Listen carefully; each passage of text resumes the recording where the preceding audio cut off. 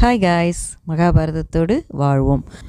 யாதவ குலத்தை சேர்ந்த குந்தி அப்படிங்கிற இளவரசியை பாண்டுவுக்கு கல்யாணம் பண்ணிட்டாங்க. இப்போது திருதராஷ்டிரன், பாண்டு 2 இளவரசர்களுக்கும் கல்யாணம் ஆயிடுச்சு.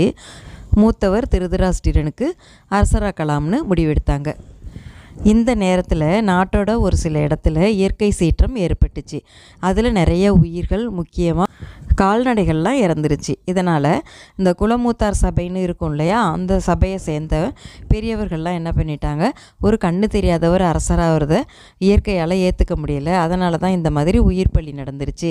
அதனால் திருதராஷ்டிரன் அரசராகிறத நாங்கள் ஏற்றுக்க மாட்டோம் அப்படின்னு சொல்லிட்டாங்க. இப்போது பாண்டுவுக்கு அரசு பட்டம் கட்டலாம்னு முடிவாயிடுச்சு.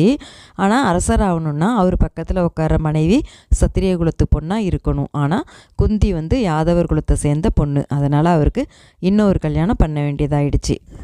பாவம், மதுர தேசத்து இளவரசி மனைவி ஆயிட்டாங்க.